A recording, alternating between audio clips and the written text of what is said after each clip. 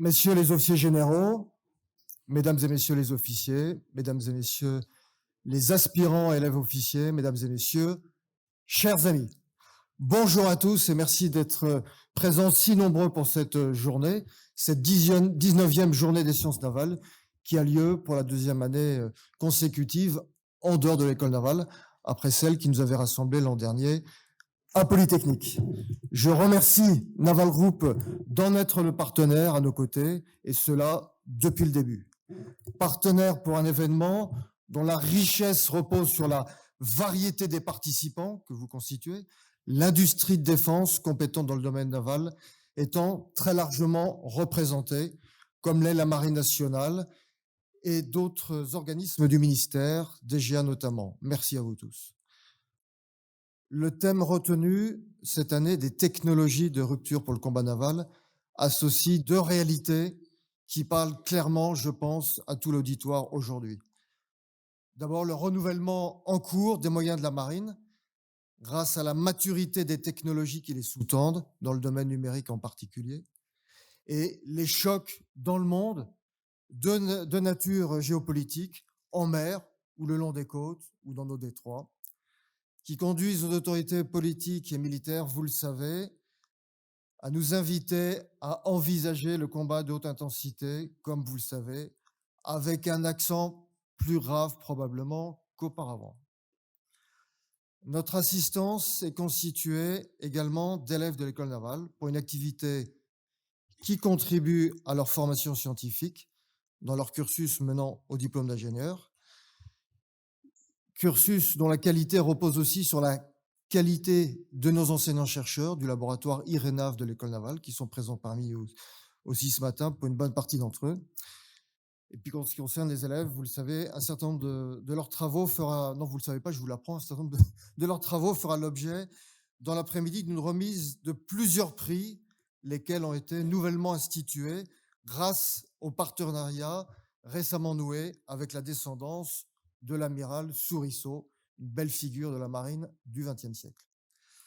La présence de ces élèves manifeste aussi à mes yeux l'intérêt tout particulier pour eux de côtoyer très tôt les membres de l'écosystème de l'industrie de défense afin de s'acculturer à un monde qu'ils retrouveront dans leurs fonctions dès le début de leur carrière, dans les forces et dans les états-majors.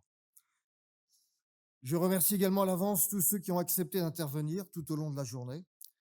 Je dirais même que la finesse et la précision du libellé des thèmes abordés montrent la maturité, me semble-t-il, d'une journée comme celle-ci, dont la plus-value repose aussi sur les liens interpersonnels qui peuvent être noués ou entretenus ici même et conduire ensuite à d'éventuels nouveaux partenariats.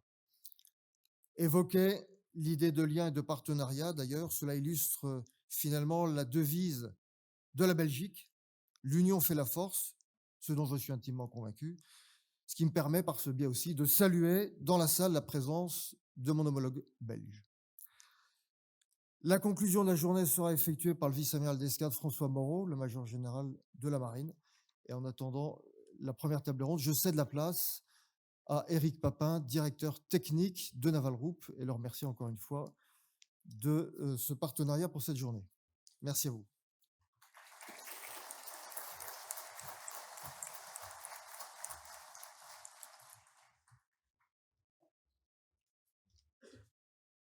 Merci, Amiral, pour cette introduction. Mesdames et messieurs les officiers généraux, mesdames et messieurs les officiers, mesdames et messieurs, chers élèves, chers aspirants, je suis ravi d'être de nouveau parmi vous dans ce lieu au cœur de Brest, même si je dois l'avouer, l'Envéoc me manque. Comme vous le précisez, l'école navale organise avec le soutien de Naval Group la journée des sciences navales depuis de nombreuses années maintenant. Et le partenariat entre l'école navale et Naval Group est pour nous extrêmement important et ne cesse de s'enrichir.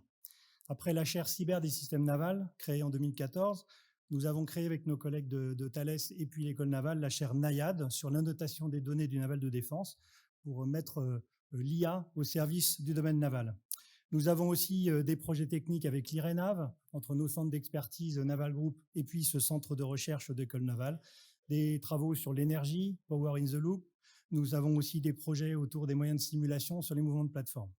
Et puis en 2023, nous avons continué à accueillir des élèves pour des PFE, pour des stages, et certains d'entre eux ont même eu la chance de partir en Australie, dans notre centre d'expertise R&D en Australie, sur des sujets d'intelligence artificielle, de drones et de facteurs humains. Ces travaux en commun préparent l'avenir et rejoignent la thématique de ce jour, les technologies de rupture pour le combat naval.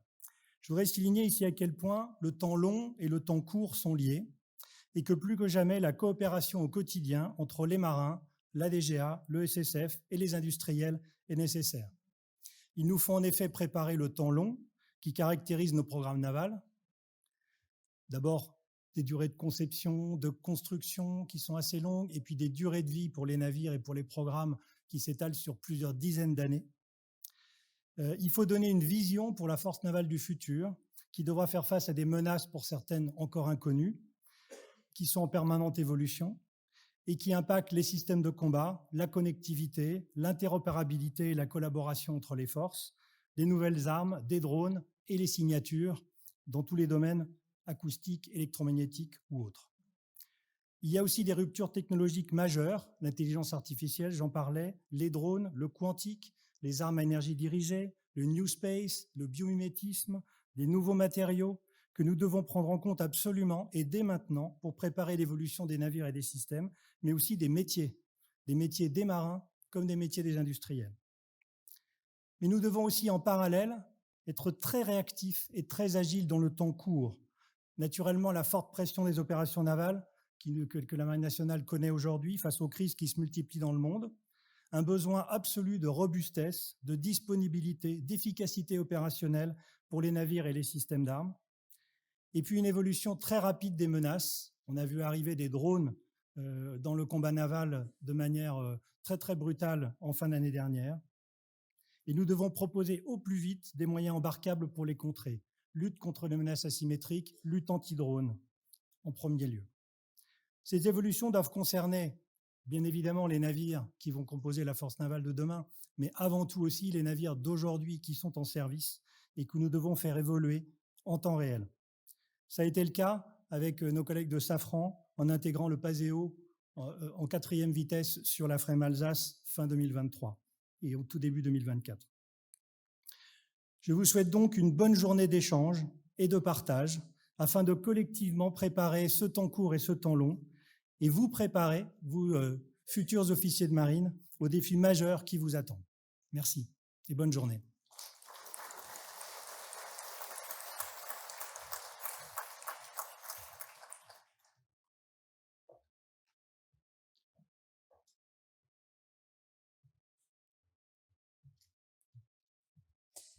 Alors, il y a un an, en conférence de clôture de la précédente journée Sciences navales, l'amiral Vendier disait « La mer est un espace technologique.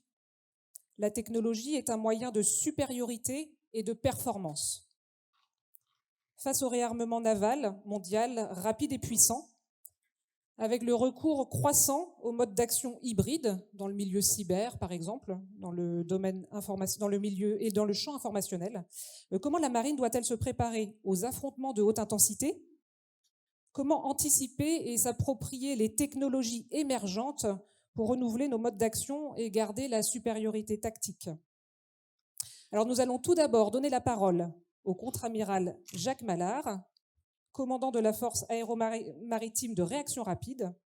Amiral, merci d'avoir accepté notre invitation. Les élèves officiers sont impatients de vous écouter. C'est à vous. Oui, merci pour cette introduction. Bonjour à tous. C'est un grand honneur pour moi de revenir dans ce cénacle qui m'a formé il y a 25 ans déjà. Les journées des sciences navales n'existaient pas lorsque j'étais à votre place. Et je dois avouer que la majorité des matières en hic n'étaient pas forcément mes préférées. Et j'imagine aussi que de temps en temps, l'air du large vous appelle.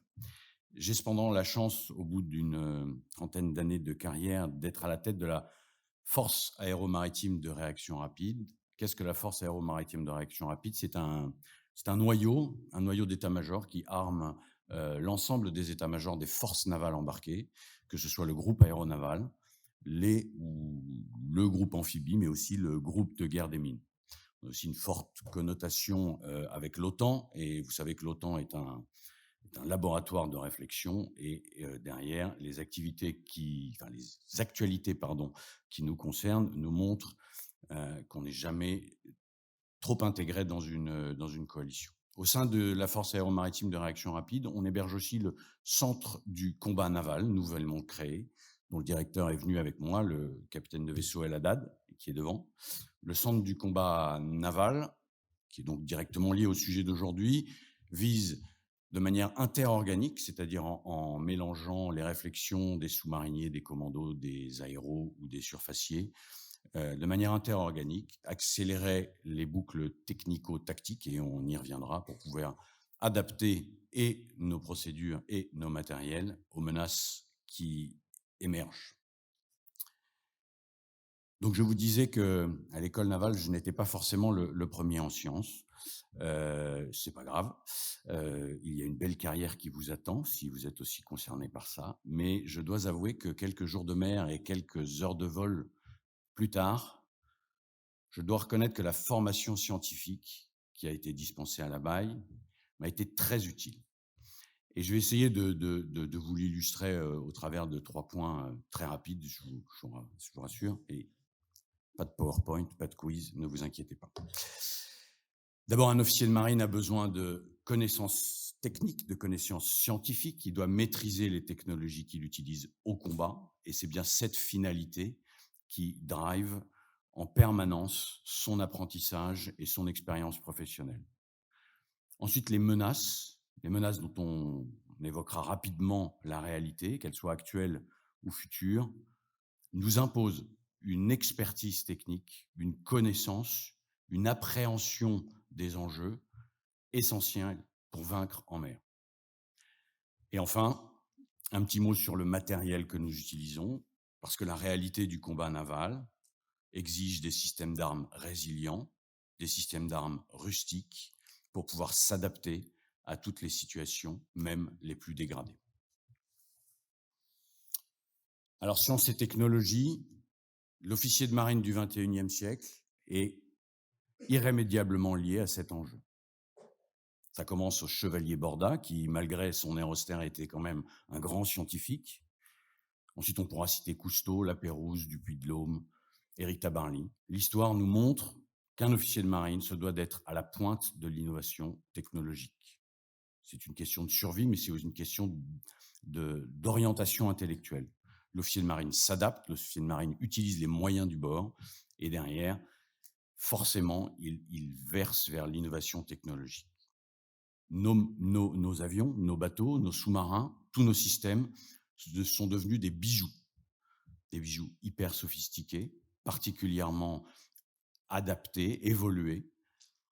Et cet état de fait nous ramène à l'histoire qui, depuis le début des travaux sur l'invention d'une horloge au XVIIIe siècle pour pouvoir calculer la longitude, en passant par le passage de la voile à la vapeur, la création des cuirassés, l'existence des radars, des missiles, la liste est longue, nous montre que nous sommes immergés dans ces enjeux autour de la technologie. Les opérations navales, celles que nous conduisons, exigent de plus la maîtrise de l'ensemble de ces systèmes. On ne peut pas envisager d'être un chauffeur de voiture, il faut connaître l'ensemble des systèmes. Et en tant qu'officier, là je m'adresse aux futurs cadres et officiers des 2 promotions de l'école navale, en tant qu'officier, vous devez comprendre, c'est essentiel, les bases technologiques des systèmes que vous êtes amenés à utiliser. Pour ceux qui auront la chance d'aller dans l'aéronautique navale, pour ceux qui auront le courage d'être sous-mariniers, votre survie en dépendra. Vous devriez connaître chaque circuit, chaque switch, chaque boîtier, chaque collecteur, parce que la connaissance de votre système, dépendra la survie de votre équipage ou de vous si vous êtes tout seul dans votre avion. L'ensemble des subordonnés qui seront sous vos ordres auront des fonctions d'opérateurs. Ils connaîtront la façon de procéder et de conduire l'ensemble de ces techniques.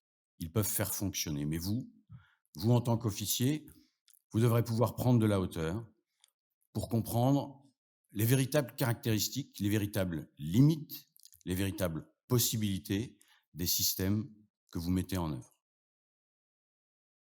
Vous devez aussi, à votre niveau, comprendre l'influence des caractéristiques physiques sur les performances, que ce soit la propagation d'un pod d'illumination laser sous un avion pour illuminer une bombe, ou le fait de pouvoir détecter en fonction des conditions hygrométriques avec un radar, en passant par la température de l'eau pour les performances d'un engin de propulsion.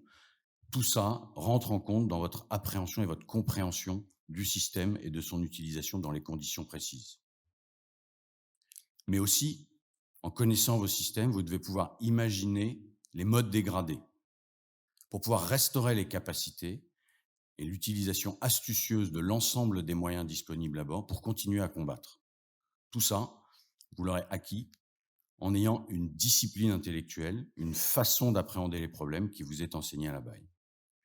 Donc mon conseil dans vos premières années, qui commenceront bientôt, lorsque vous aurez terminé votre formation, mon conseil c'est de prendre le temps, de vous pencher sur l'étude des systèmes pour pouvoir les employer de manière optimale et savoir comment est-ce qu'ils ont été construits. Cette discipline intellectuelle, cet investissement initial, qui sera sur vos premières affectations assez complexe et difficile, parce qu'il n'y aura pas toujours quelqu'un pour vous expliquer, PowerPoint à l'appui, comment fonctionne tel ou tel circuit ou tel système de détection ou système de combat. Ça vous permettra d'orienter intelligemment plus tard les choix capacitaires, en ayant un dialogue constructif à niveau avec l'ensemble des industriels qui construisent nos matériels, parce que vous aurez la connaissance de la réalité des opérations, la connaissance de la réalité des équipages, qui sont ceux qui les mettront en œuvre. Un petit mot sur les menaces et l'importance de leur appréhension et de leur compréhension. Le combat naval est brutal, foudroyant et souvent décisif. Moi qui l'invente, beaucoup de penseurs l'ont écrit, il y a toute une somme de littérature là-dessus. Et dans le combat naval, il n'y a que très rarement de situation statique. Donc celui qui en sait plus que l'autre aura l'avantage. C'est le domaine informationnel, dans lequel la vigie, depuis le départ, quand elle était en haut du mât, essayait de donner un avantage. Ensuite, l'utilisation d'optique et maintenant nos capteurs qui prennent des portées de plus en plus importantes. Mais c'est aussi la capacité d'analyser l'ensemble de nos données qui nous donneront l'avantage pour comprendre et savoir. D'où l'importance de l'intégration des data hubs embarqués, des calculateurs, de l'arrivée du traitement de la donnée dans l'ensemble de nos processus. Vous imaginez que au XVIIIe siècle, on voyait jusqu'à l'horizon. Maintenant, on est dans l'ordre de 200 à 300 nautiques, 5 ou 600 lorsque on a un moyen aéroporté qui augmente ou qu'on est en combat collaboratif. Et donc, si on élargit ça aux capacités que pourrait offrir un appui spatial ou des systèmes côtiers, vous imaginez la quantité de données qu'il va falloir traiter. Et ça, c'est un domaine dans lequel il faut prendre l'avantage. Ensuite, celui qui peut engager en premier gardera l'avantage. C'est le caractère décisif de l'engagement naval. L'avantage est clairement à l'offensive. D'où l'intérêt d'augmenter la portée de nos systèmes, la portée de nos armes, leur furtivité, leur létalité et aussi leur facilité d'emploi. Il faut aussi, parce que l'adversaire fera pareil, il cherchera à frapper en premier, augmenter nos capacités d'autodéfense dans tout le spectre des menaces, pas seulement sur les gros missiles, aussi sur les calibres plus petits et moyens, pour pouvoir avoir un panel de systèmes pour se défendre. Dernier point, caractéristique du combat naval, celui qui réussit à préserver ses hommes et son matériel gagnera la guerre. Pas forcément l'engagement, mais la guerre. D'où l'intérêt de la dronisation, d'où l'intérêt de la robotisation, des munitions rôdeuses qu'on pourrait intégrer dans nos systèmes, des armes à énergie dirigée qui ont été citées précédemment pour les défenses antimissiles. Tout ça se met dans la compétition classique de du glaive et de la cuirasse, mais ces trois facteurs que je vous ai cités nous incitent à l'adaptabilité et la capacité à faire face aux nouvelles technologies, en particulier les technologies de rupture, là aussi qui ont été citées précédemment. quand on voit arriver un drone qu'on n'a jamais vu jusqu'à présent, qui ne faisait même pas partie d'un ordre de bataille en mer Rouge. Il faut savoir à quoi on a affaire, comprendre les tactiques, et on a affaire à des compétiteurs qui nous surprennent. L'emploi de missiles balistiques contre des navires qui, jusqu'à présent, étaient légèrement sous-estimés, met nos systèmes d'armes dans des situations très complexes, avec des fenêtres de tir très étroites, puisque nos systèmes n'ont pas forcément été conçus pour intercepter des missiles qui vont à plus de 2000 nœuds à 100 000 pieds d'altitude. Cet impératif d'agilité, elle nous incite aussi à explorer les nouvelles possibilités. C'est pour ça que la marine et les armées ont lancé, au travers de la création de l'innovation, de l'Agence de l'innovation de défense et de l'ensemble du réseau d'innovation technique, il faut faire bouger les lignes et réussir à trouver de nouvelles formules face à ces nouvelles menaces. Il faut raccourcir les cycles. On ne peut pas, en 2024, ne travailler que sur les armes de 2038. Il faut pouvoir s'adapter. Les engagements en mer nécessitent une possibilité de répondre dans des délais qui sont plus courts. C'est impératif. Le pilier Perseus, qui a été lancé il y a quelques mois par le CEMM avec la DGA, répond normalement à ce besoin. Le C2N, donc le centre de combat naval, que j'ai la chance d'héberger dans mon unité, sert aussi de catalyseur pour l'innovation technico-tactique, car les deux sont liés. La technique s'appuie sur la tactique, et la tactique s'appuie sur nos capacités, c'est-à-dire la technique. Dernier point, un besoin de résilience, un besoin de rusticité. Je vais faire une petite aparté pour montrer que, certes, on est scientifique, mais on ne peut pas appliquer les méthodes scientifiques partout. Quand on définit le terme résilience, le petit Larousse nous dit que c'est la propriété physique d'un matériau pour retrouver sa forme après avoir été comprimé ou déformé. On imagine assez bien ce que ça correspond pour un système du matériau qui doivent recouvrer, après avoir reçu un coup, une capacité de combat pour pouvoir être au même niveau, et on parlera tout à l'heure des modes dégradés. Mais en aucun cas, ce terme ne peut s'appliquer aux humains. Il faut sortir de cet esprit qui consiste à appliquer au système humain l'ensemble des caractéristiques hypertechniques, car la qualité première d'un groupe, lorsqu'il a été mis sous pression, je pense que vous savez de quoi on parle au mois de septembre en particulier, c'est de s'adapter. Ce n'est pas de retrouver la même style de fonctionnalité de ce qu'il avait avant. On ne peut pas innover et se dire résilient, individuellement, je veux dire. Le système est résilient, ça c'est certain. Et donc c'est ces qualités humaines qu'il faut savoir développer. L'adaptabilité, la flexibilité, le fait de pouvoir apprendre des erreurs ou des succès, et le fait de pouvoir comprendre comment les choses sont arrivées. Et ça, c'est la démarche scientifique. Malgré toutes les technologies du monde, au sein du combat naval, il y a quelques constantes. Le marin se retrouvera très régulièrement tout seul sur son bateau, tout seul en équipage, bien évidemment, mais isolé. Il n'aura pas la possibilité d'avoir une route de ravitaillement, un pont aérien ou autre chose.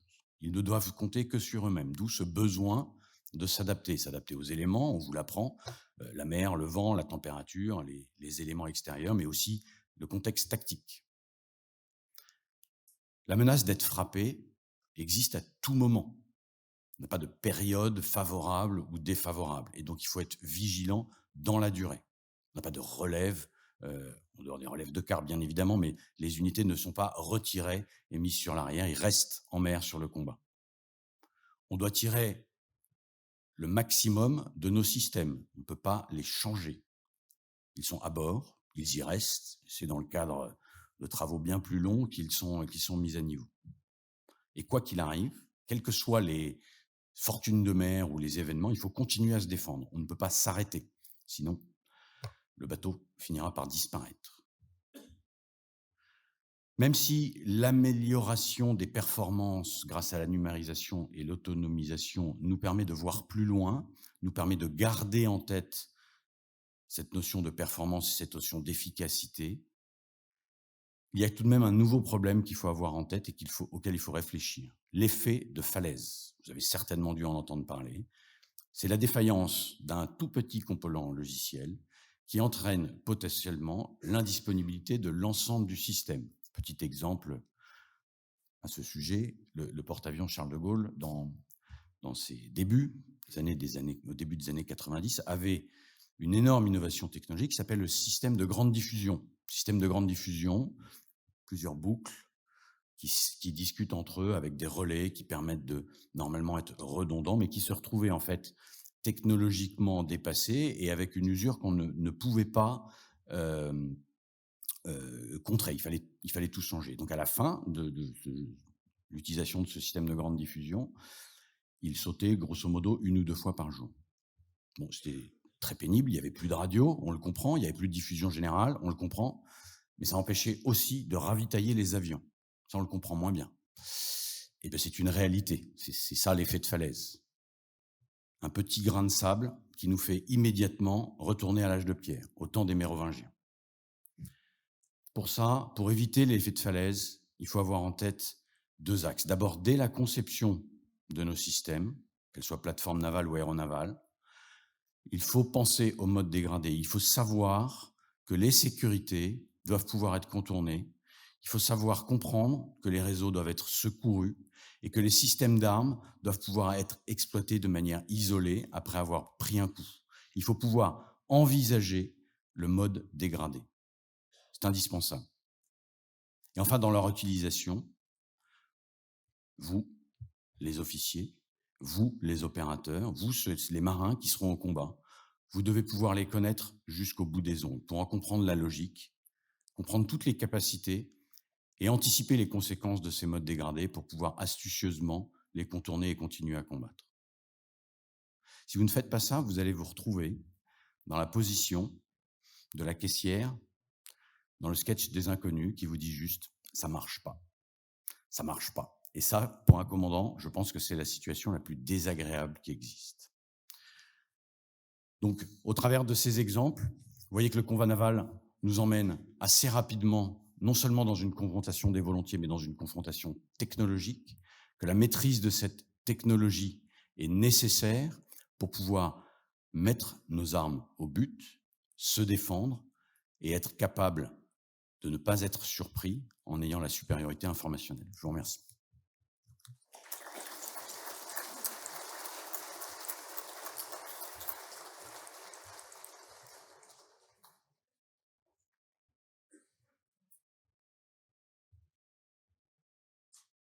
Merci, Amiral. Alors, on va maintenant écouter une deuxième conférence avant de passer à la séance de questions. Donc, pour cette deuxième conférence, à savoir comment Naval Group soutient les ambitions de la marine, donc d'être une marine en pointe des technologies, nous allons écouter Philippe Lecléache. Donc, Philippe Lecléache, vous êtes le directeur système de système et combat collaboratif au sein de la direction technique de Naval Group, en charge du développement des systèmes de force navale et des systèmes de combat. François Pingier, vous avez servi de nombreuses années dans la marine et vous avez rejoint Naval Group en 2022. Vous êtes responsable des études amont, des domaines air et surface au sein de la direction de Monsieur Lecléache. Voilà, donc nos élèves officiers sont curieux et impatients de vous écouter. C'est à vous.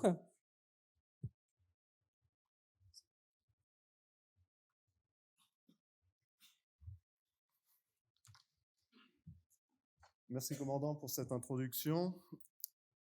Bonjour à tous.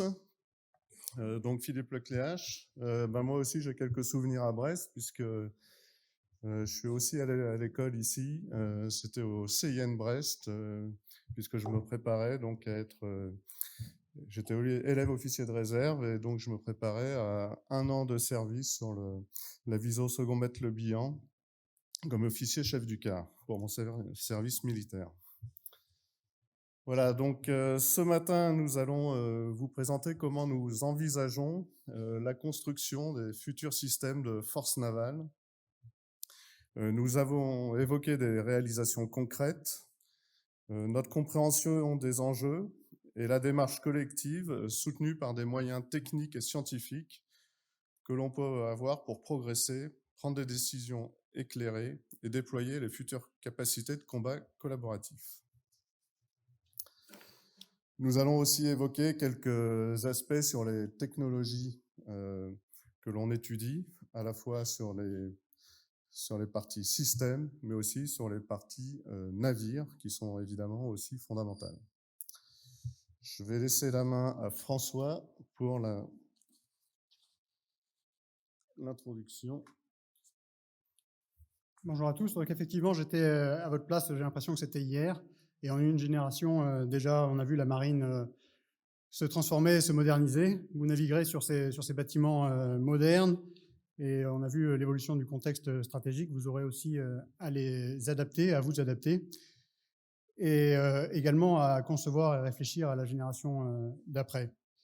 Alors, pour définir notre système de force navale qui répond aux enjeux du combat naval dès aujourd'hui et pour demain, et pour orienter nos stratégies d'innovation et de recherche et de développement technologique, il convient tout d'abord d'identifier les grandes lignes directrices ou impératifs à respecter. Alors, beaucoup de choses ont déjà été abordées par l'amiral Mallard, donc ça sonnera un petit peu en écho. Donc, de nos échanges avec les états-majors, il ressort les besoins suivants. Tout d'abord, de développer les capacités opérationnelles des forces navales. Cela comprend notamment les capacités d'information et de compréhension de la situation augmentées par l'exploitation des données, des capacités d'engagement distribuées qui permettent d'intégrer des effets dans tous les milieux et les champs, une augmentation de la puissance de feu en portée et en nombre de munitions vis-à-vis de menaces plus nombreuses et plus exigeantes, une diversification des moyens en qualité et en quantité pour répondre à la variabilité du contexte opérationnel et des menaces et augmenter les options tactiques. Enfin, une augmentation des capacités des forces navales par l'interopérabilité avec les alliés. Dans le même temps et par ailleurs, il faudra également améliorer les capacités de résilience de la force navale face aux risques d'attrition inhérents au combat de haute intensité. Cette résilience s'appuie tout d'abord sur la conception des navires et l'architecture et les dispositions d'architecture navale pour éviter d'être détectés et reconnus et limiter les effets des coups endurés. Il convient également de renforcer les capacités défensives dans tous les domaines, défense antimissile dans le haut du spectre, mais également lutte anti-drone et lutte contre les menaces asymétriques dans le bas du spectre, en combinant des moyens de hard kill et de soft kill, mais également le renforcement dans le domaine de la cybersécurité pour protéger les architectures qui sont toujours plus numérisées et interconnectées. Enfin et surtout, il s'agit de prendre en compte le facteur humain et le développement de la résilience des équipages. Tout d'abord, en termes de force morale, notamment en développant le réalisme dans les entraînements, dans les conditions de combat, mais également en termes de maîtrise technique des systèmes et des équipements, c'est-à-dire compréhension du fonctionnement des systèmes, leurs performances, leurs limites, leurs conditions d'emploi, et développer cet esprit d'initiative pour être en mesure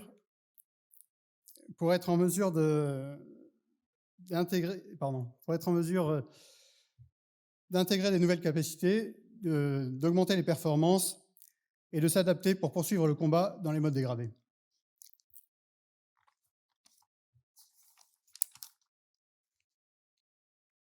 Alors,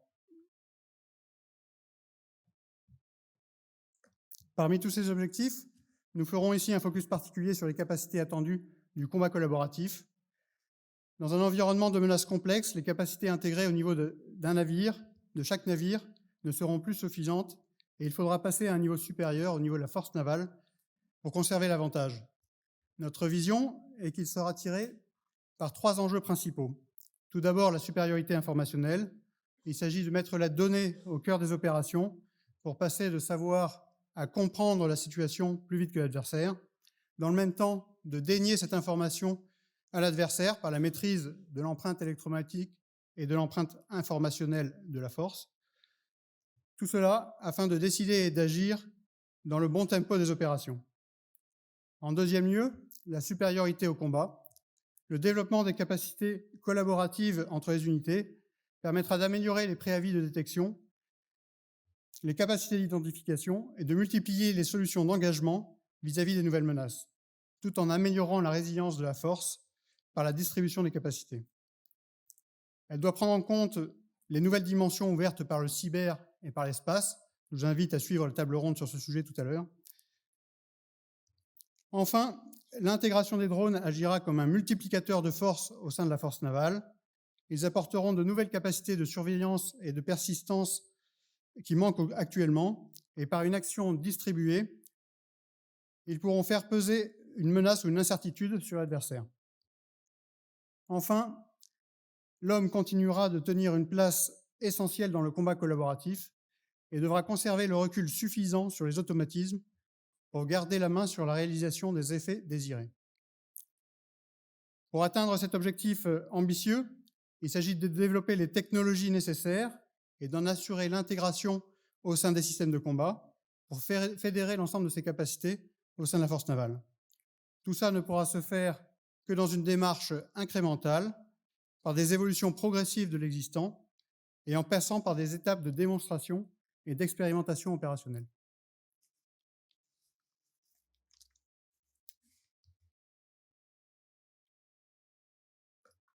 Alors pour ce qui concerne la supériorité informationnelle, un système de combat collaboratif de la force navale doit répondre aux impératifs des besoins opérationnels afférents, à savoir s'adapter aux différents temps des opérations, le temps immédiat du combat, le temps réel de la conduite et le temps long des opérations. Assurer une très haute disponibilité opérationnelle des fonctions critiques et partager et exploiter toutes les informations multisources pertinentes. Cela peut se faire en s'appuyant sur un triptyque qui s'articule autour d'une architecture de traitement de l'information partant des systèmes d'information opérationnels et de communication actuels, repensés et augmentés avec des nouvelles capacités de fusion et de traitement des données, portés notamment par une infrastructure numérique avec enregistrement massif des données qui est déjà en expérimentation sur la Frame Provence et qui a vocation à être généralisée sur d'autres bâtiments, d'un système de combat homogène entre plateformes, donc sur la base de CETIS 3.0, augmenter de nouvelles fonctions de veille et d'engagement collaboratif intégrées aux capacités interarmées et interalliées, enrichies par la data et l'intelligence artificielle. Tout ça en intégrant le commandement et contrôle des drones, qui est fondamental. Et enfin, dernier point, une connectivité accrue qui est indispensable pour les échanges entre plateformes, navires, mais également aéronefs et drones, et qui doit proposer différents niveaux de performance selon le contexte des opérations, interopérabilité, discrétion, résilience, rapidité et sûreté de transmission des ordres et des informations. Donc tout ça permettra de fédérer un cloud opérationnel. Dans un cloud opérationnel, les différentes capacités de combat collaboratif au-dessus de la surface et sous la mer, tout en y intégrant les drones et la composante aéronavale. Donc nous devons passer, comme ça a été dit, d'approches anciennes qui étaient des approches fonctionnelles ou de services vers des approches data-centrées, puisque la donnée maintenant va être au centre de toute la supériorité informationnelle.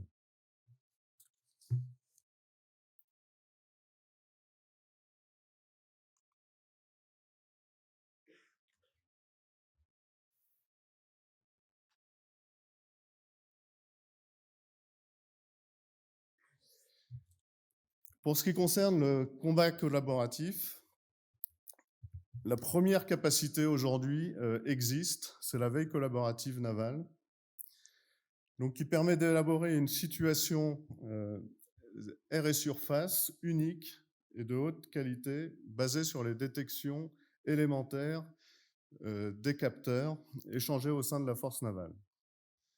Donc les grands principes sont l'échange des plots, donc les informations brutes des senseurs, et de la navigation par un réseau IP. La fusion en temps réel de ces informations partagées sur chaque unité.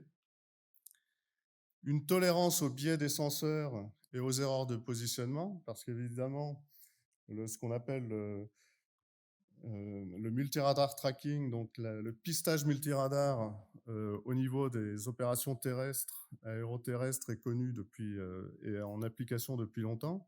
Et dans le naval, on a une problématique particulière, c'est que tous les navires bougent, et à la fois en position, en vitesse, en direction, et donc ça complexifie effectivement l'établissement d'une situation multiradar, puisqu'on doit s'adapter aux erreurs de positionnement et de direction. On doit aussi être capable, puisqu'on a des limitations dans les transmissions, de s'adapter aux latences de transmission et aussi à la réduction des débits, qui est aujourd'hui une réalité, même si on aimerait effectivement en avoir plus. Dernier point, la situation est établie sur chaque navire et on doit avoir un mécanisme d'unicité de situation pour permettre de synchroniser régulièrement les situations et qu'elles soient bien identiques sur tous les navires. Donc au niveau des apports opérationnels, on a une meilleure précision grâce à la fusion des informations de détection multiplateforme, puisque les erreurs de chaque capteur, en fait, quand on croise des informations, elles se réduisent. Avec un rafraîchissement plus important aussi des informations dues aux différents capteurs qui interviennent, on a une meilleure anticipation, par exemple, par rapport aux mouvements et aux manœuvres des menaces. Ensuite, on obtient une complémentarité entre les senseurs, puisqu'on peut faire selon les types de menaces, et donc si on a des missiles à faible SER, le fait de les voir sous des angles différents permet de mieux les détecter. On peut avoir aussi des contraintes dues au brouillage ou dues aux pannes, aux zones de masquage, qui font que dans certaines parties, on ne va pas détecter, et grâce à la VCN, on va pouvoir avoir une situation quand même complète. Pour le futur, on travaille déjà, donc on a une première capacité opérationnelle, et on travaille déjà donc à l'intégration de nouveaux senseurs, en particulier électro-optique, infrarouge et guerre électronique, à l'augmentation du nombre de plateformes, c'est-à-dire aujourd'hui, on travaille sur les navires, mais on peut aussi considérer les aéronefs de la force navale, et en zone littorale, utiliser les radars terrestres, et élargissement aussi au niveau des alliés, puisqu'on travaille maintenant à construire un standard européen, et on a un projet de fonds européen de défense qui s'appelle INAXOS, qui va démarrer à la fin de l'année pour établir un standard européen d'échange d'informations élémentaires et de construction d'une veille collaborative navale européenne.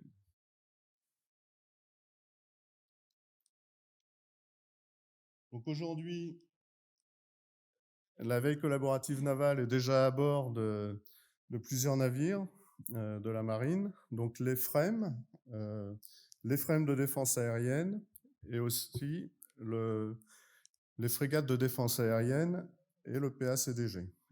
Et évidemment, c'est aussi intégré dans les FDI qui vont être livrés bientôt. Donc j'ai un petit film d'une expérimentation qui a eu lieu l'année dernière, l'exercice Formidable Shield 2023, où il y a eu une expérimentation de tir, d'interception d'un missile supersonique par un missile Aster. Et donc cette interception a été aidée par un préavis de détection donné en veille collaborative navale. Donc c'est la FREMM Bretagne qui a effectué le tir, et c'est la frégate de défense aérienne Forbin qui a donné des informations, un préavis de détection à la FREMM Bretagne, ce qui a permis d'établir...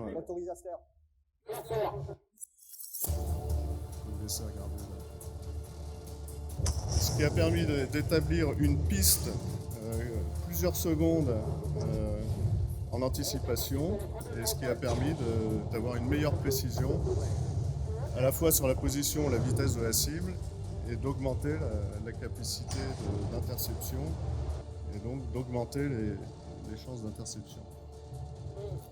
Ce qu'on appelle le P-kill. Interception. Dans les prochaines étapes, nous allons travailler pour l'engagement collaboratif. Et donc, la première priorité de cette amélioration d'engagement collaboratif va être le tir sur piste VCN avec engagement de performance. Et donc, pour ça, nous travaillons avec nos partenaires Thales et MBDA pour apporter cette future capacité qui est atteignable quand même assez rapidement à la Marine nationale. Alors, puisque nous sommes aux Journées des sciences navales, on va faire on va rentrer un peu dans la technique. Donc, je vais essayer de vous expliquer assez rapidement comment fonctionne cette veille collaborative navale. Alors, tout d'abord, on a des senseurs qui vont donner des plots, donc des détections brutes. Donc, c'est une information de position, une direction, une élévation, par rapport à un objet qui est soit un objet aérien, soit un objet de surface.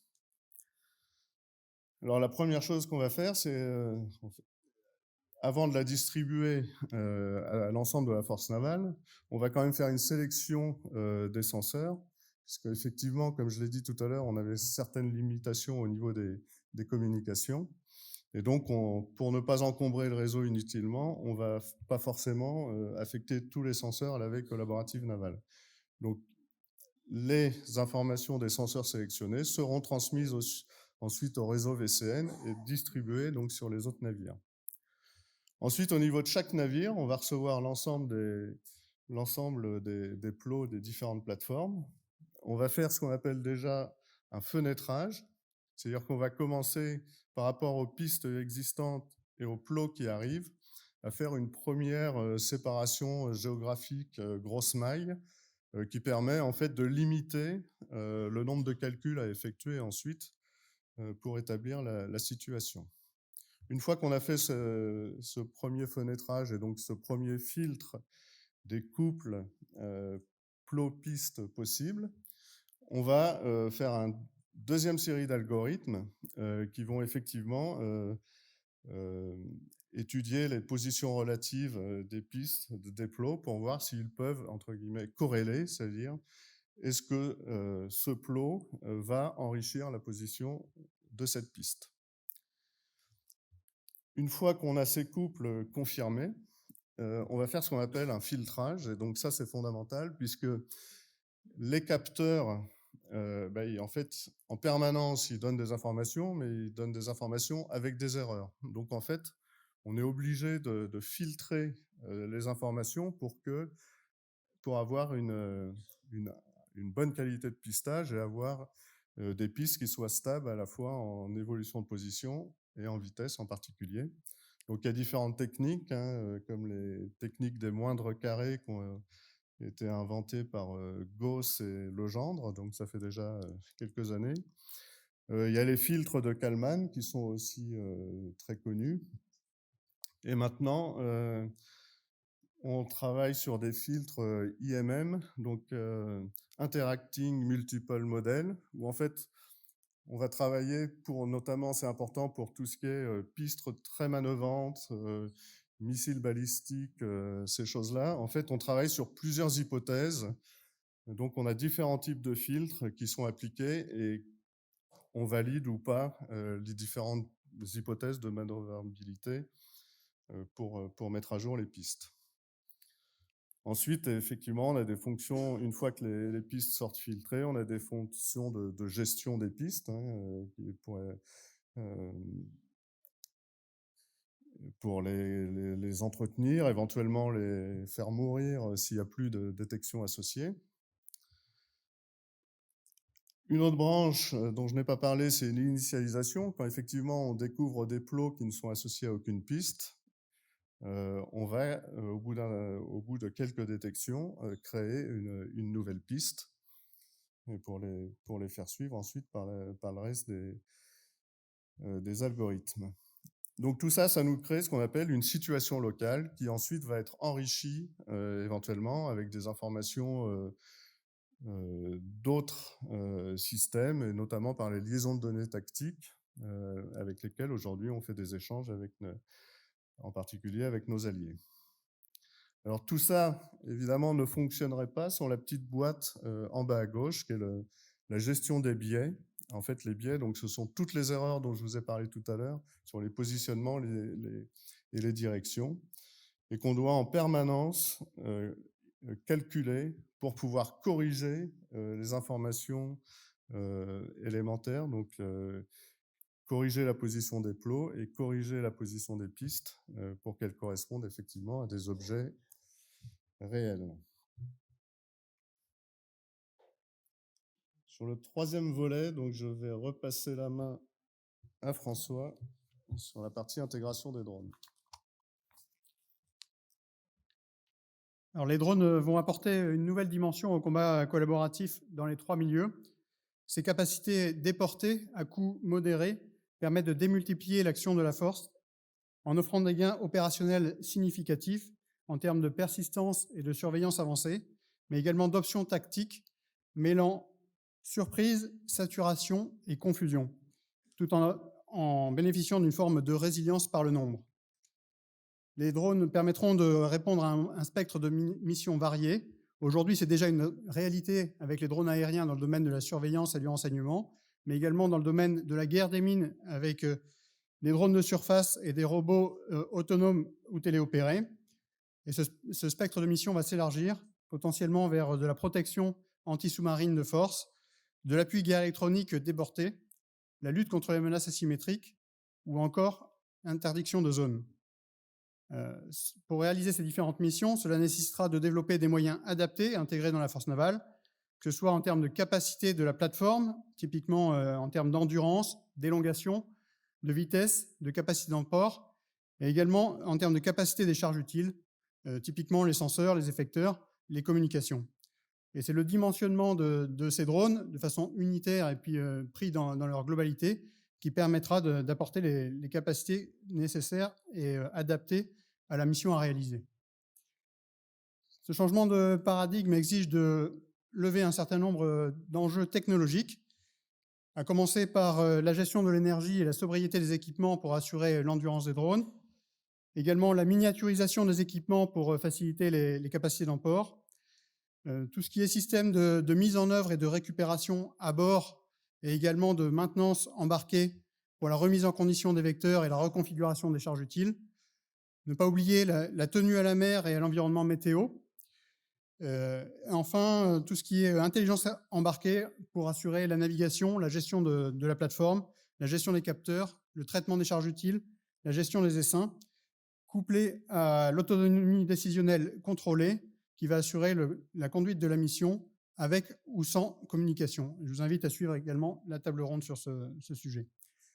Tout ça intégré au sein de la force navale, donc pour assurer la coordination tactique des moyens, l'exploitation des charges utiles en temps réel ou différé au sein de la force, en s'appuyant sur la connectivité et la mise en réseau.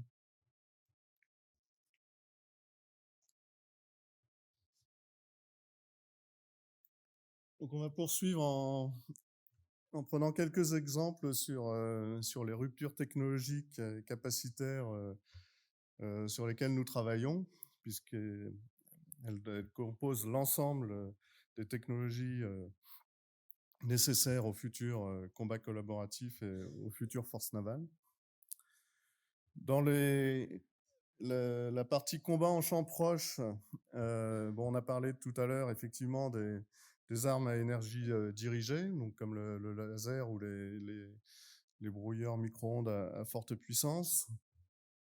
On peut citer aussi le lanceur modulaire polyvalent qui permettra d'assurer une partie du mix entre les effecteurs à haute performance et les effecteurs à moins haute performance, mais qui seront plus nombreux et à coût réduit, donc pour adresser les menaces plus bas du spectre. Donc on a particulièrement la capacité à lancer des leurres, des petits missiles, des roquettes, donc qui vont pouvoir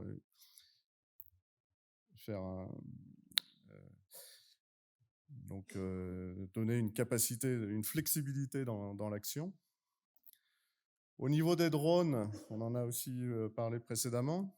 On peut citer en particulier le contrat cadre que nous avons signé avec la DGA en fin d'année dernière pour l'étude et le développement d'une capacité de large underwater vehicle, donc l'UCUV, Unmanned Combat Underwater Vehicle.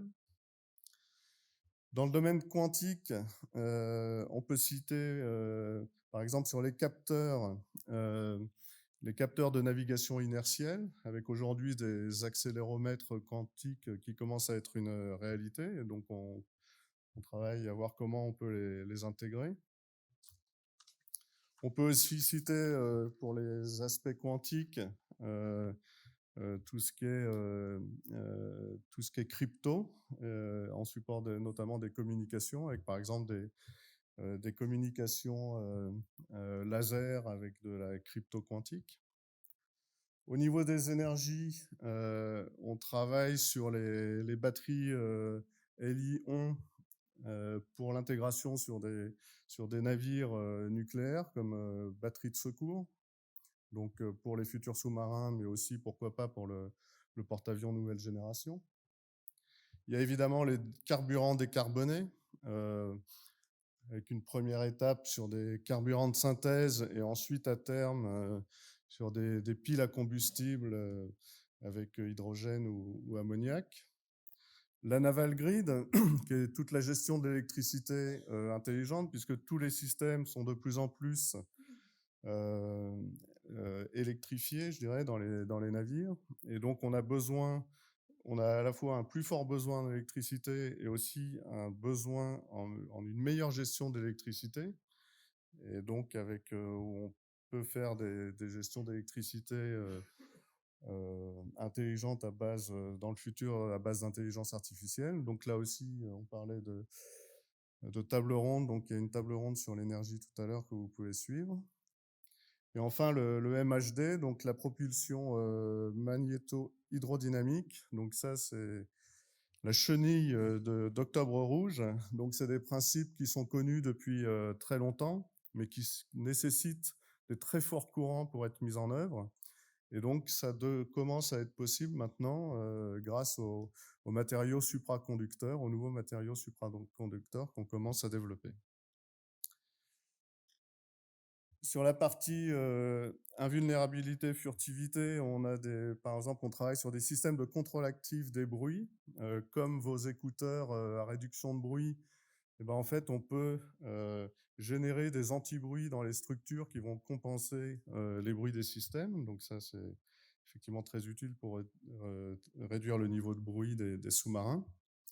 On travaille aussi sur des aspects modélisation, à la fois des modélisations de sous-marins pour les réponses acoustiques en ultra basse fréquence et sur la modélisation des chocs pour travailler sur la résilience, qu'on a vu que c'était effectivement très important. On travaille aussi sur la décaractérisation, donc mieux connaître les signatures dans les différents niveaux, donc acoustique, électromagnétique, et créer des systèmes qui vont réduire ces signatures, donc la décaractérisation. Enfin, dans le domaine de l'hypervélocité, on doit intégrer notamment de nouveaux missiles qui ont tendance à être effectivement plus gros que ceux qu'on a aujourd'hui. Donc, on va travailler sur les futurs lanceurs. Ça a des impacts évidemment au niveau de l'architecture navale, mais pour le positionnement des différents lanceurs. Et donc, définir ces nouveaux lanceurs qui vont être capables de lancer des missiles à plus forte capacité.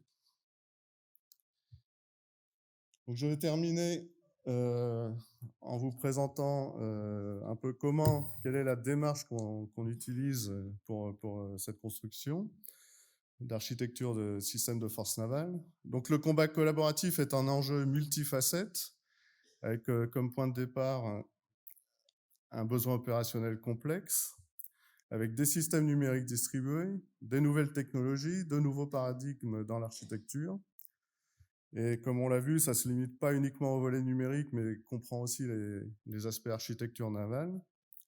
Et le tout dans une démarche de frugalité, puisqu'on sait bien que les budgets de la défense sont limités, et de robustesse pour la résilience qui a déjà été évoquée plusieurs fois.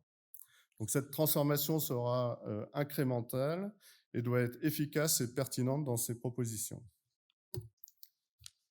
Donc l'enjeu, c'est de comprendre le besoin opérationnel, donc qu'on définit et qu'on illustre dans une architecture opérationnelle construite dans un cadre d'architecture, par exemple comme le NAF, NATO Architecture Framework. Ensuite, on passe d'une architecture opérationnelle à des chaînes fonctionnelles distribuées. Pour concrétiser ces chaînes fonctionnelles, on définit et on utilise des capteurs, des effecteurs, des logiciels, des moyens de mise en réseau dans une logique de robustesse et de frugalité. On prend là en compte la dimension architecture navale en intégrant les chaînes fonctionnelles numériques et physiques au sein des navires. Et donc la force de la méthode repose sur de l'analyse multicritère permettant d'évaluer l'apport opérationnel tout en esquissant des projets de navires et de fonctions collaboratives, donc en s'appuyant notamment sur la simulation et la recherche opérationnelle qui nous permettent d'évaluer les systèmes qu'on envisage. Bon, tout ça se fait évidemment pas tout seul, on travaille avec la marine, avec la DGA et aussi avec nos grands partenaires industriels. Et ceci conclut donc notre briefing. Merci pour votre attention.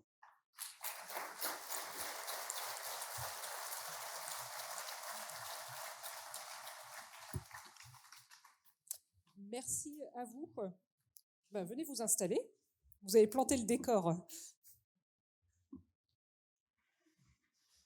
On a une petite trentaine de minutes pour des échanges, des questions. On a 2 élèves officiers qui ont les micros et qui vont passer dans vos rangs. Voilà. Alors moi, j'ai déjà une première question pour l'amiral et pour le directeur du centre de combat naval. Alors, on observe des actions extrêmement offensives dans le champ informationnel. Avec l'arrivée de l'intelligence artificielle générative, cela va prendre des proportions encore plus importantes.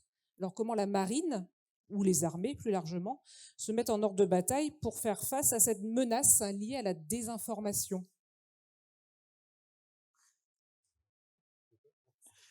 Il n'y avait pas un Fisto PO là, parce que j'aurais préféré la question du Fisto quand même. Alors d'abord, la lutte informationnelle dépasse largement le périmètre de la marine au sens large. Donc c'est bien dans une démarche interarmée, voire interministérielle, que les systèmes vont se mettre en place. Force est de constater que certains compétiteurs ont un peu d'avance. Ça, c'est un sophisme, si je puis dire. Il est dans les démarches, notamment de recherche de renseignements, il est intégré une forme de filtre, un petit peu comme les pistes que nous présentaient nos camarades de Naval Group, pour pouvoir, grosso modo, corréler les pistes. Quels sont les risques ? C'est d'abord de se faire emmener sur un terrain où des compétiteurs voudraient nous emmener, c'est-à-dire nous faire croire quelque chose et amener à faire une réaction, ou alors déformer la réalité pour pouvoir utiliser une autre ligne d'opération qui serait, comme par exemple ça se passe en Afrique, décrédibiliser l'action des armées. Donc la marine au sens large, au travers notamment de ses liens avec la DRM et centre de renseignement et de guerre électronique met en place un certain nombre de filtres, mais c'est bien au niveau interministériel qu'il y a des politiques là qui vont au travers de multi-agences, puisque vous avez bien conscience que le poids de la marine là-dedans est un petit peu faible. D'abord parce que si le communiqué de presse dit non, c'est pas vrai, ça n'aura pas forcément le même effet. Et qu'ensuite, il faut être un tout petit peu plus retors. Et pour être plus retors, il faut être moins visible. Sinon, à partir du moment où on dit qu'on fait de l'influence, en fait, tout le monde nous dit, tout le monde, ça décrédibilise tout ce qu'on dit derrière, donc il ne faut pas trop en parler. Donc la démarche se met en place. Une chose est certaine, c'est que l'avantage de l'espace commun qu'est la mer, c'est qu'en fait, on a plus de mal à opérer des preuves. Et le premier qui donne son information image à l'appui réussit tout de même à garder une forme d'avantage informationnel. Donc derrière, c'est toutes les cellules infocris, l'ensemble de la réactivité des équipages qui vont très rapidement être capables de donner des images, une interaction, un échange radio ou n'importe quoi, pour pouvoir être capable de donner la vérité des prix et pas se faire emmener. Mais il y a un petit exemple récent qui était très intéressant à étudier, c'était les Britanniques avec une frégate type Horizon qui en Crimée, ça devait être en 2020 je crois, se sont fait manipuler par les Russes avec des images très intéressantes où on voit en fait un patrouilleur qui se rapproche, mais en fait c'est suffisamment bien filmé pour que les Russes disent que c'est le bateau anglais qui se rapproche.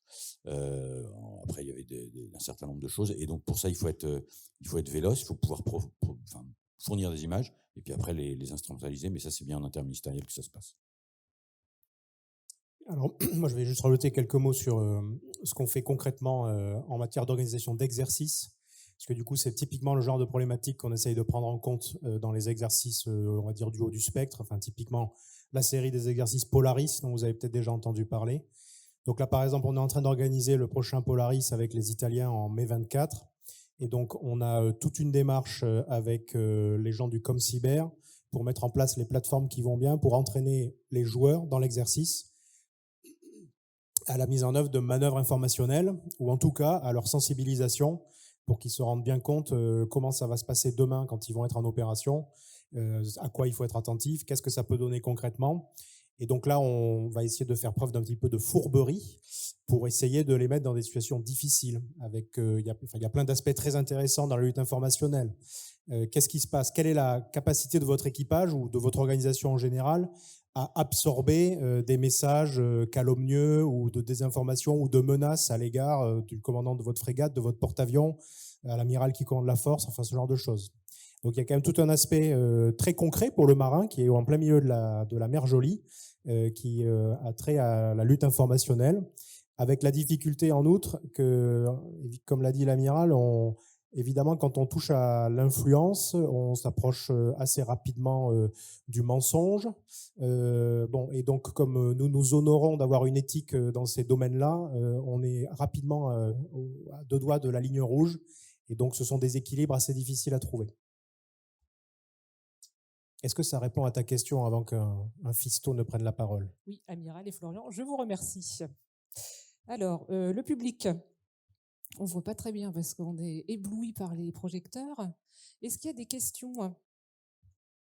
Ne soyez pas timide. Ah oui. Oui, bonjour. On a parlé de lutte à haute intensité. On n'a pas trop parlé de durée. Et j'ai l'impression qu'on n'a pas beaucoup parlé d'industrialisation. C'est-à-dire comment est-ce qu'on fait pour tenir face à une lutte longue. On a vu par exemple que les canons César, il fallait 24 mois pour en produire un nouveau. Voilà, comment on fait pour se préparer à ça, à une lutte éventuellement longue?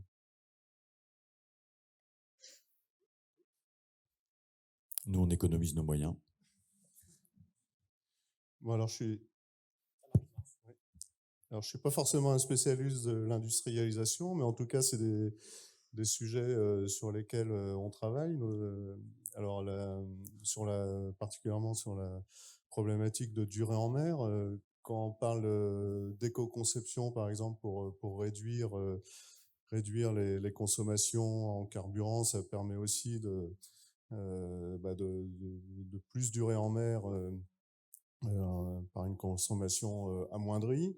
Ensuite, on a aussi on cherche à mettre de plus en plus, par exemple, par de la fabrication additive, des capacités de réparation à bord, donc qui permettent aussi, quand des équipements tombent en panne ou alors s'il y a des dommages de combat, de pouvoir réparer certaines choses. Ensuite, il y a toute je dirais une problématique. Alors, si on est plus dans les cadences de production, effectivement, dans le domaine naval, on construit des unités à l'unité. Et donc, je dirais qu'aujourd'hui, la problématique de la cadence, elle se pose pas forcément. En tout cas, on a des capacités de nos chantiers qui nous permettent de produire un certain nombre de navires par an, qui peuvent être éventuellement adaptés si l'effort doit être plus important. On a aussi sur nos équipements, parce qu'on fait des navires, mais on fabrique aussi un certain nombre d'équipements, notamment dans les domaines de la propulsion, dans les domaines des lanceurs de missiles. Tout ça, c'est des capacités qu'on peut adapter aussi selon je dirais les nécessités de monter en puissance de production. Je rajoute un mot pour dire que y a quand même globalement une démarche qui a été initiée, on va dire depuis 2021, enfin sur la base des exercices Polaris, qui a l'objectif d'entraîner dans une logique de retour au combat naval, on va dire tout l'écosystème de la marine, mais qui entoure la marine. Concrètement, ça prend notamment la forme de plateaux industriels, enfin étatico-industriels, en matière de MCO et de soutien à la mer des forces déployées. Donc, alors ça, au SSF, ça porte un nom qui s'appelle Ursa Minor. Il y a une démarche comparable dans l'armée de l'air avec l'aéronautique navale qui s'appelle Orionis.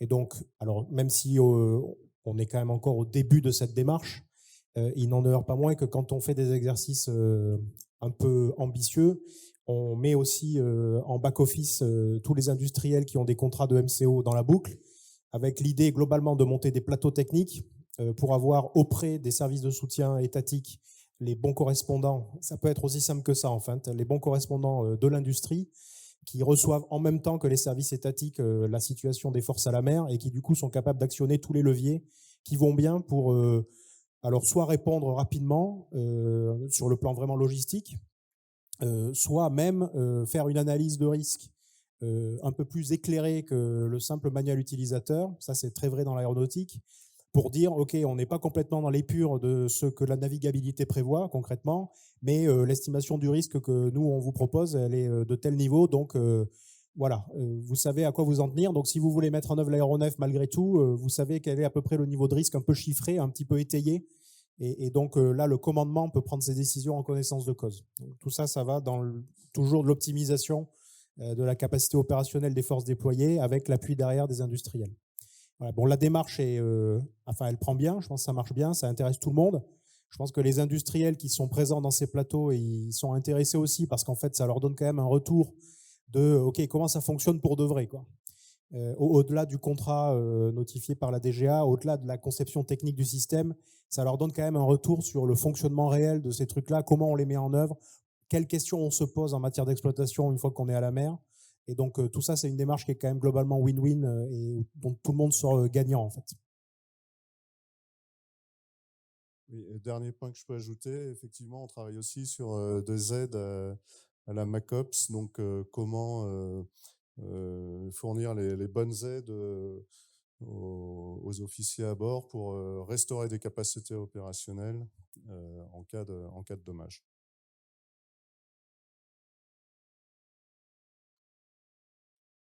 J'espère que ça répond à votre question.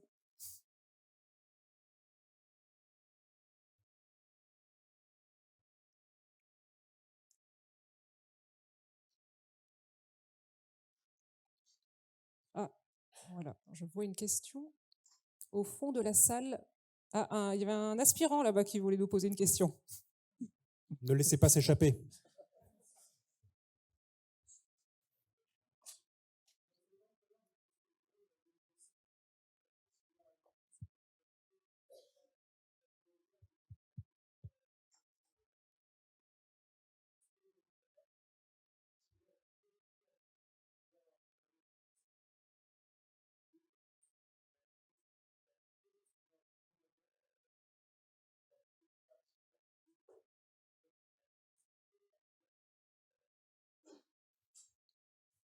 Alors, si la question est, mettons en œuvre des drones armés capables de lutter de manière automatique contre les drones, la réponse est non. D'abord parce que d'un point de vue éthique, les systèmes autonomes létals, ça là, je ne sais plus ce que c'est pour le A, sont pour l'instant pas dans notre périmètre d'action, en tout cas pas en France. Et ensuite parce que technologiquement, c'est quand même très très évolué. Le premier drone capable de couler quelque chose, c'est une mine, mais bon, il a une autonomie qui est quand même assez faible, en tout cas dans la décision.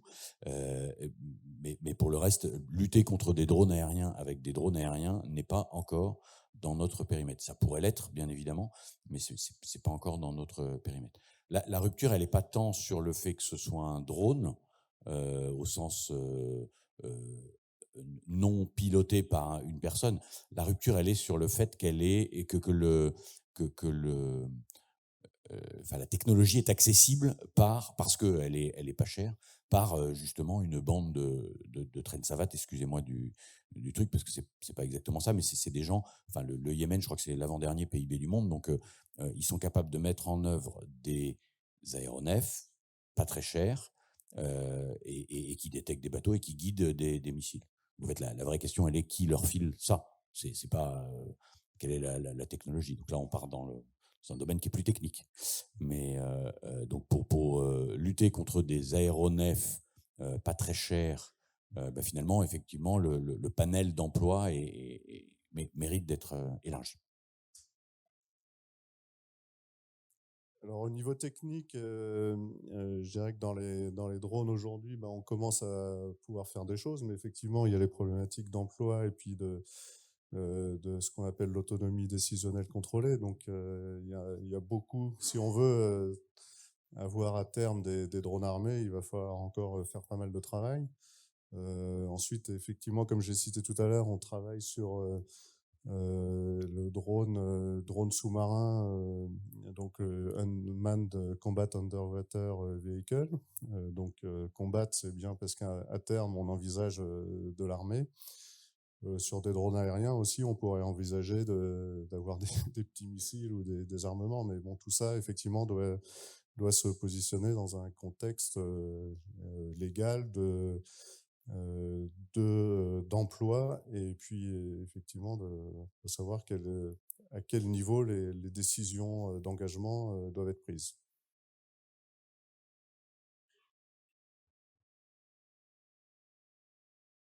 Oui, capitaine de corvette Moller, le CDFHM, le chef de la formation humaine et militaire à l'école navale. Ma question, à une certaine époque, la puissance navale se mesurait au nombre de canons qu'on embarquait sur un bateau. 104 canons, vous voyez.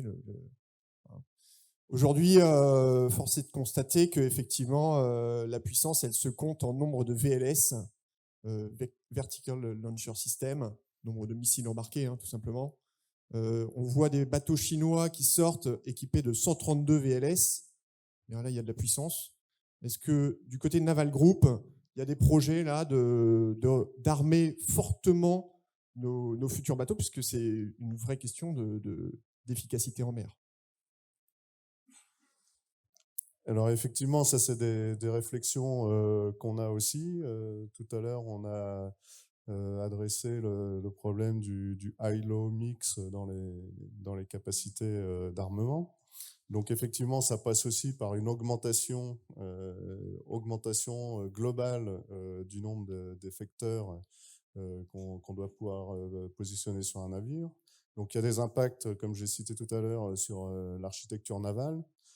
Puisqu'aujourd'hui, on a grosso modo les lanceurs qui sont en zone avant, on a les zones intermédiaires avec les rampes de lancement sur les missiles mer-mer.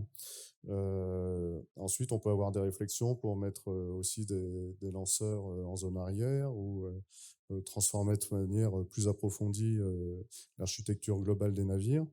Et donc, le but, effectivement, à terme, c'est quand même d'augmenter la capacité de lancement, à la fois pour des missiles traitant des menaces au du spectre et aussi ayant capacité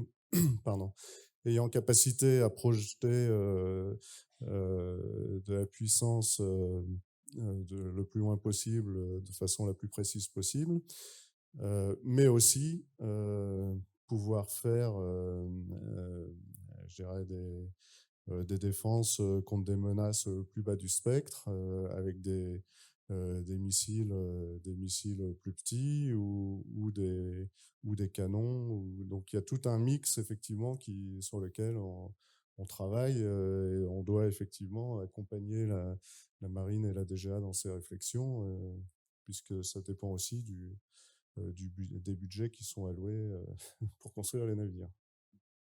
Ouais, juste un petit mot, enfin, ce que vous décrivez là, c'est ce que les Américains appellent l'arsenal ship. Donc ils avaient des projets autour quand ils construisaient les Zumwalt avec 5 ou 600 lanceurs verticaux qui avaient beaucoup d'impression. Force est de constater quand même que nos bateaux ne servent pas que à lancer des missiles. Ils nous servent aussi dans d'autres missions. Et donc ce compromis, il est entre le nombre de plateformes, enfin le nombre de bateaux et leur armement. Donc bien évidemment, on aimerait avoir plus de VLS. Peut-être jusqu'à 100, ça c'est l'architecture navale qui nous le dira, puis aussi les moyens, mais tout concentré sur un système de lancement vertical, ça reviendrait entre guillemets à rendre mobile une seule plateforme. Et or, le combat naval, c'est pas ça, c'est la dispersion, c'est la veille collaborative, et donc on a besoin d'avoir plusieurs plateformes.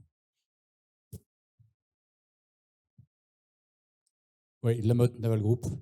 Je vais vous poser une question sur l'architecture numérique, mais avant, je vais compléter la réponse qui a été faite sur la durée. En fait, il y a 3 piliers et un truc transverse. Les 3 piliers ont été abordés dans la réponse. Donc, il y a un pilier maintenance, MCO, tous les efforts qui sont faits pour améliorer cette maintenance, cette durabilité à la mer. Après, il y a un deuxième pilier qui est le pilier approvisionnement. C'est plutôt MBDA et d'autres de répondre, mais comment on fait pour qu'effectivement le barillet soit jamais vide. Et puis, un troisième pilier, cohérent des 2 premiers, qui est la logistique. Comment emmener tout ça au loin. Ça part du BRF Jacques Chevalier, mais c'est également tout ce qu'a fait la marine pour montrer sa capacité à délivrer une mission au loin. Et ce que j'appelle le truc transverse, les trois piliers que j'ai décrits sont relativement techniques, budgétaro-techniques, il faut un peu d'argent. Mais ce qui est transverse, c'est la politique de point d'appui, et qui est le sujet le plus compliqué, le plus politique à ce stade. Il y a les Outre-mer. Je rappelle que le MA doit produire un schéma directeur Outre-mer 2030, je ne suis pas sûr qu'il soit paru. Et puis, il n'y a pas que les Outre-mer, il y a quid de Djibouti, quid d'Abu Dhabi, quid de l'Inde, quid de est-ce que le Japon veut de nous, est-ce que les Philippines veulent de nous, etc. Et donc cette politique de point d'appui, on a envie d'être près du théâtre où ça chauffe, mais plus ça chauffe, moins ils ont envie de nous voir, ou alors vous mettez loin, au balcon, dans nos outre-mer. Et donc toute cette logique de point d'appui est essentielle pour terminer et finaliser les 3 piliers techniques. Et la question sur l'architecture numérique, que vous avez projetée, qui était très claire, l'architecture numérique à bord, elle était à bord. Et donc elle est forcément en interface avec beaucoup de choses à l'extérieur. Je mentionnerai que 2 enjeux, si vous pouvez donner votre vision sur ces enjeux. Interopérabilité, OTAN, est-ce qu'il y a un sujet standardisation de la donnée OTAN qui vient impacter ces travaux-là. Deuxième interface, à terre, quand on déverse la donnée du bateau qui est à bord du data center, qui est à bord du DHE, data hub embarqué, etc., on vient le déverser à terre. Quid de l'interface et des enjeux avec la politique de cloud du ministère?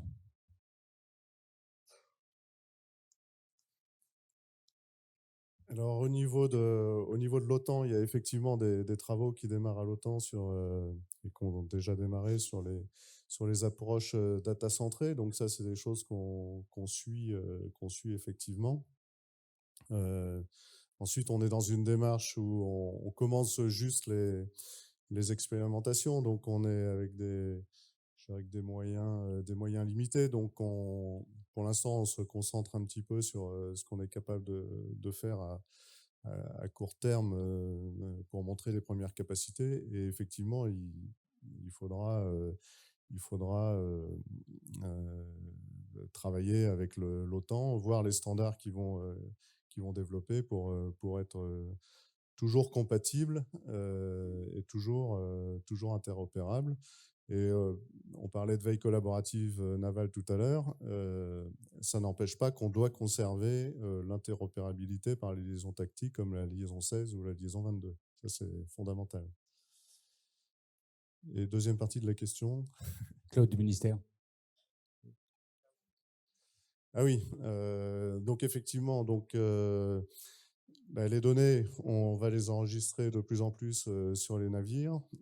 À un moment, il va falloir les rapatrier à terre, puisque les analyses ne sont pas forcément immédiates, elles peuvent aussi être sur la durée.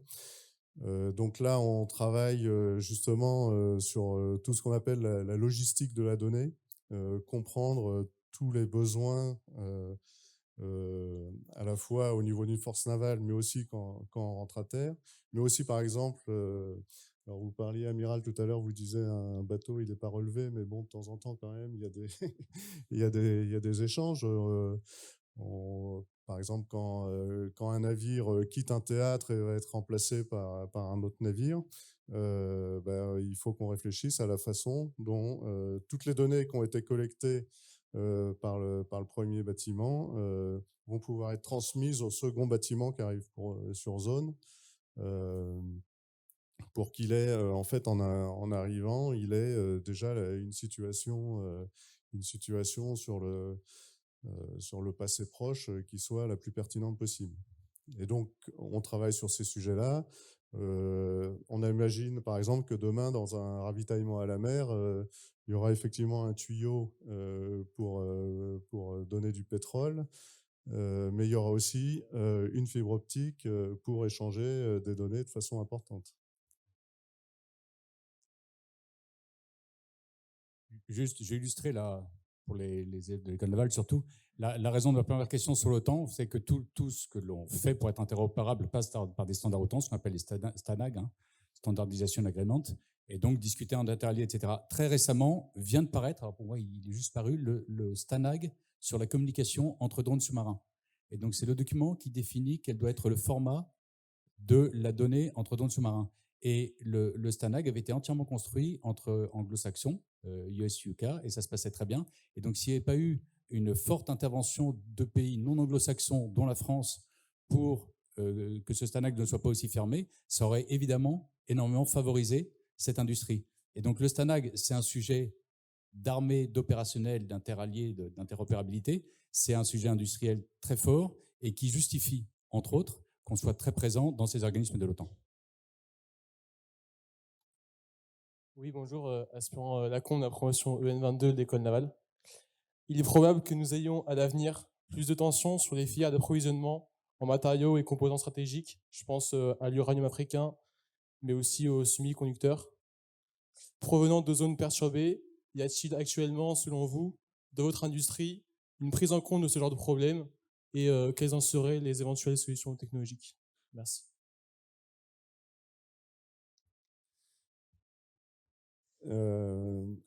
Oui, on est conscient du problème, hein, puisque donc on cherche à diversifier nos sources d'approvisionnement. On a vu par exemple pendant la crise du Covid qu'on se retrouvait facilement à court de certains matériaux et aussi avec des prix qui explosent. Donc ça, effectivement, ça nous impacte au niveau industriel. On travaille aussi, nous-mêmes,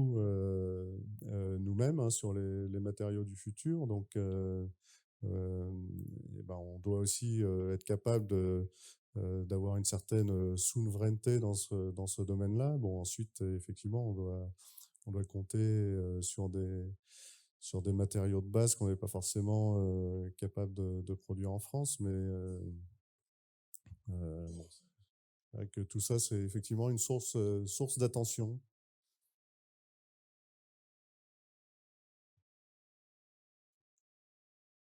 Peut-être encore une dernière question, ou avant-dernière question?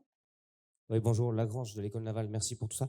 Juste une question sur la génération de compétences. Est-ce qu'avec ces exigences accrues dans les domaines technologiques, de la décision, est-ce que vous ne pensez pas qu'on va devoir un peu faire évoluer notre modèle et potentiellement faire côtoyer les mondes industriels, les officiers de marine plus fréquemment au cours de la carrière, avec potentiellement par exemple des officiers qui iraient dans l'industrie ponctuellement, des industriels qui viendraient plus voir les bateaux, parce que ça évolue plus vite. Aujourd'hui, un bordage par exemple, il commence sa carrière, il est diplômé ingénieur, mais il a un premier emploi qu'il met directement dans le bas dans sa spécialité, et ensuite il vit par projet, et puis ensuite, avec ensuite selon son PIM, selon l'évolution de sa carrière, il côtoie plus ou moins le monde industriel et il y revient tôt ou tard. Est-ce qu'on ne va pas devoir un peu faire évoluer ce modèle pour ces objectifs de performance?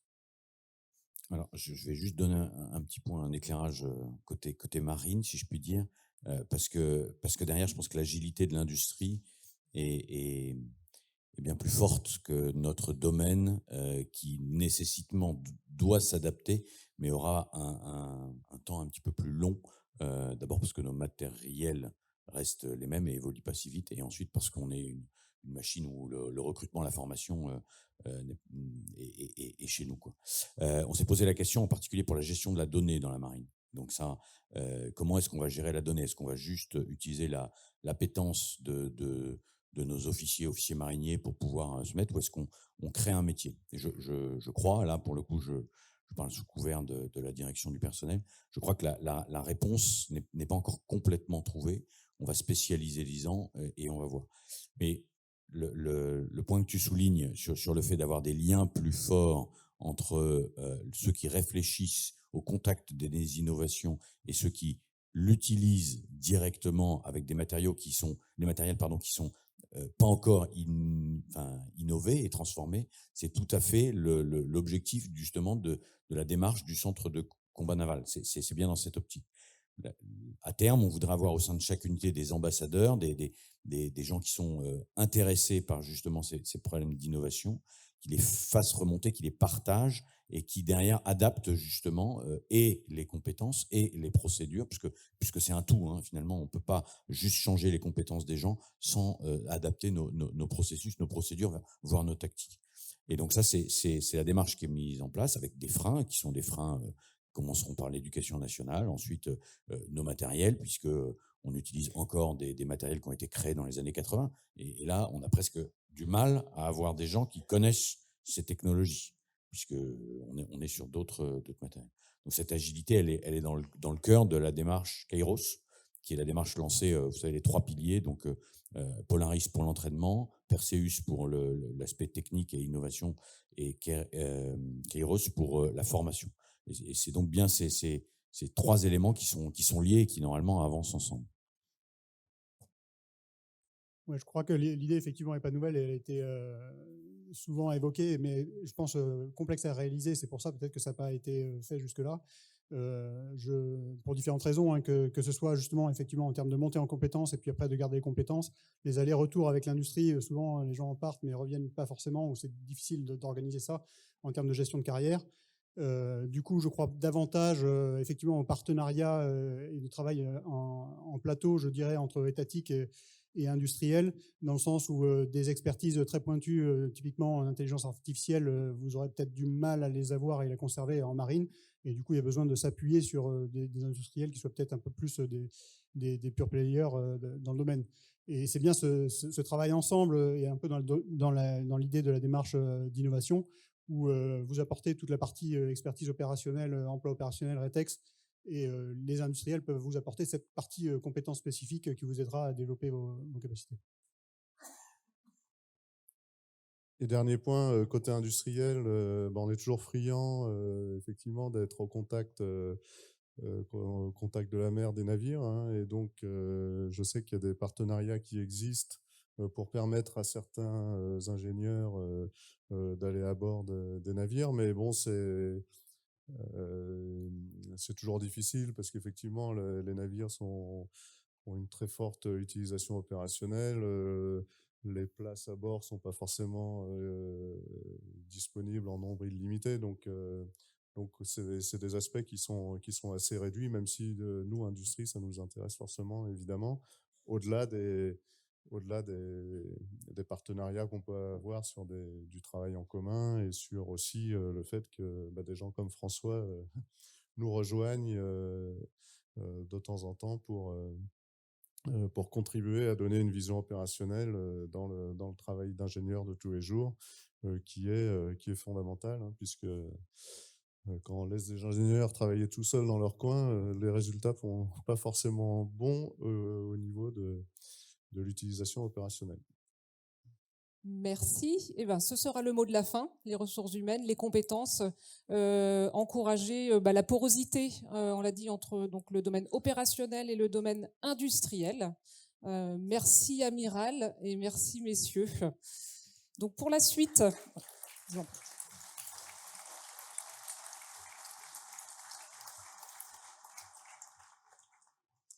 Vous avez mérité une pause, donc c'est maintenant. Je vous informe néanmoins qu'à 11h aura lieu dans cette même salle, donc la salle Méridienne, la remise du prix Beauplay-Rolina 2023, donc par l'association des anciens élèves de l'école navale. Donc c'est à 11h ici, pour les personnes qui sont intéressées. Donc sera mis à l'honneur un officier marinier des forces sous-marines à cette occasion. Et ensuite, le programme se poursuivra à 11h30 avec les tables rondes. Donc la table ronde sur l'intelligence artificielle, c'est ici. Et la seconde table ronde qui se déroule en parallèle et qui concerne les technologies quantiques, c'est dans la salle de commission qui est à votre gauche en sortant d'ici. Voilà. Merci de votre attention.